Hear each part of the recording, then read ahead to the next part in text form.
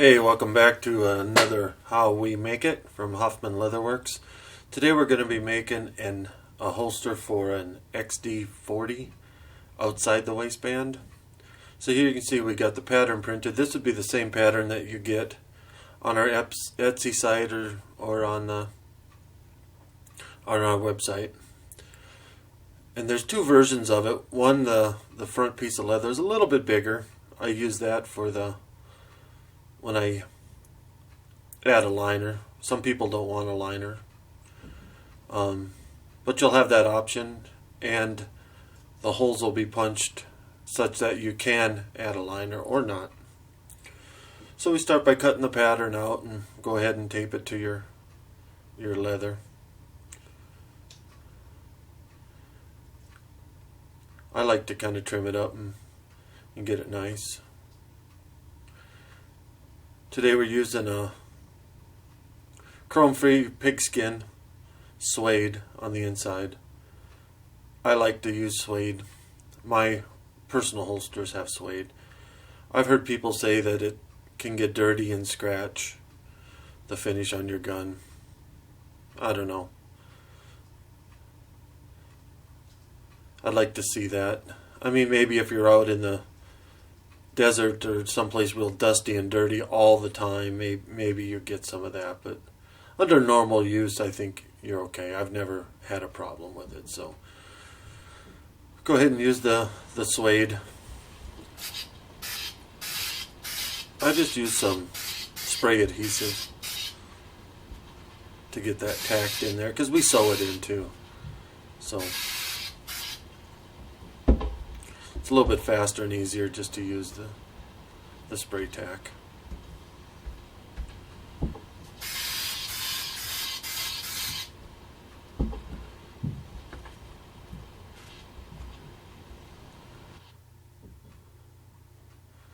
Go ahead and get that all tacked in there.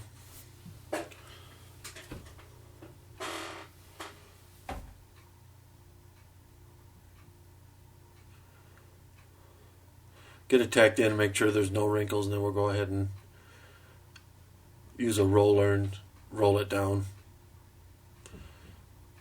Make sure there's no air bubbles or anything in there.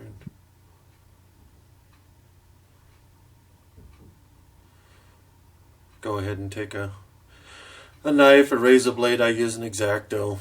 Doesn't really matter. And trim off the excess lining.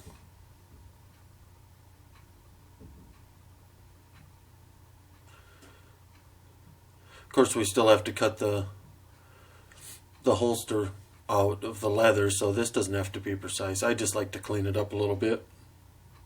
Kind of get it out of your way.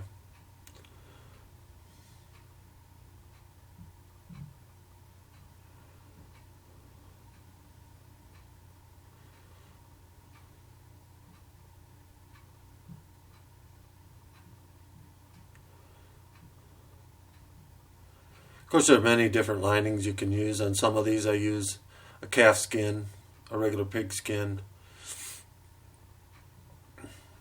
almost anything. Just makes it look a little nicer, I think. I don't know that it really, makes a difference function-wise, but it does make it look nicer.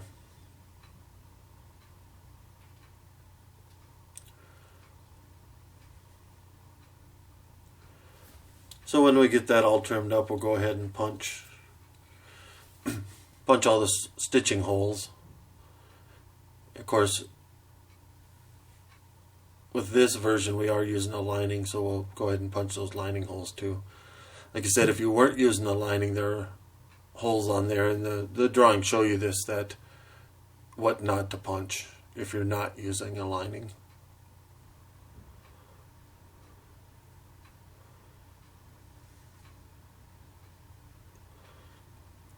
So once we get that all those holes punched, go ahead and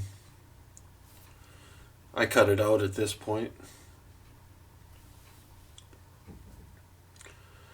Whenever I can, I try to use a straight edge on anything that I can use it on. The rest we just freehand and course, you can use anything you want to cut this out. I use a X-Acto knife.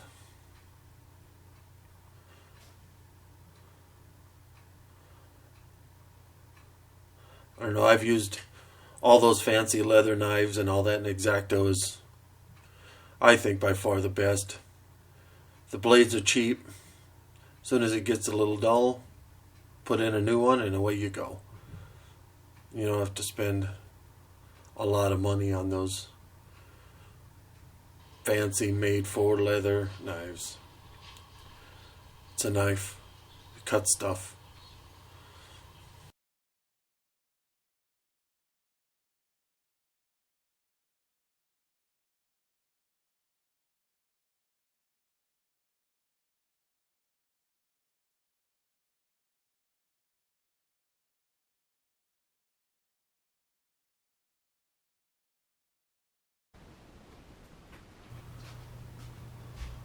There you got your final product.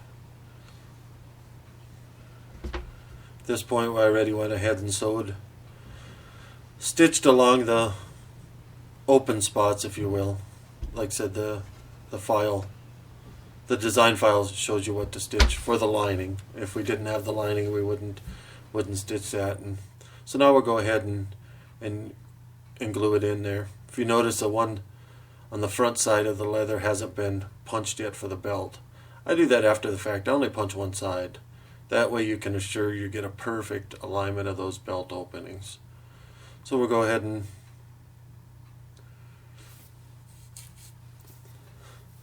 glue this up. And said there are two different versions. One with the front piece of leather a little bit bigger than the back side. I use that one when I add a lining. Gives it a little bit, more play in there, a little bit easier to wet form. So this one will be that version. You can use either, of course.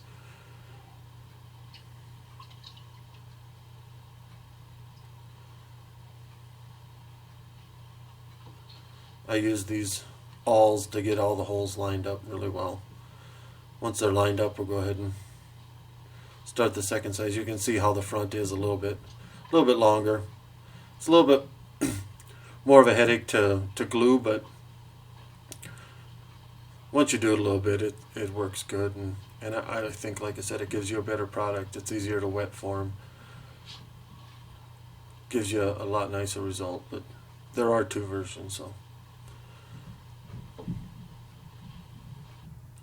we'll let the glue dry and come back to this. And same thing, using the awls for hole alignment. Just kind of go around and make sure everything's good.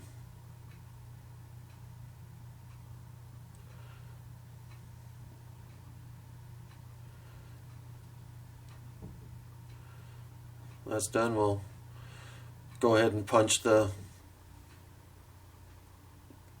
belt holes for the front side. We'll work on the edges a little bit, and then time to wet form.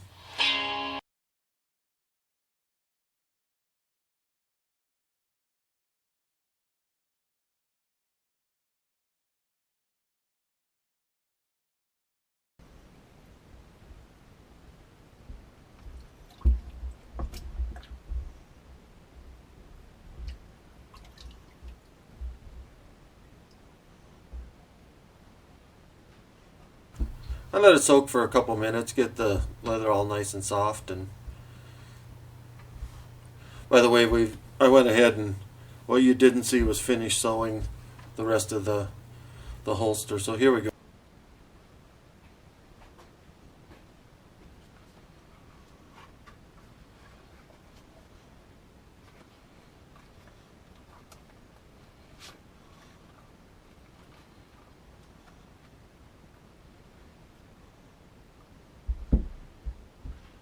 We got final wet form.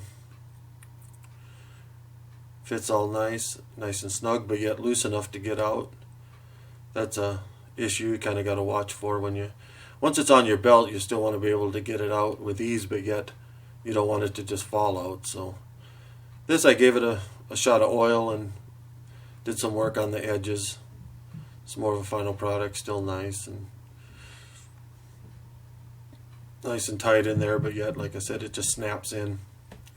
So there you go, how we make an XD holster, an XD40. Thanks for watching.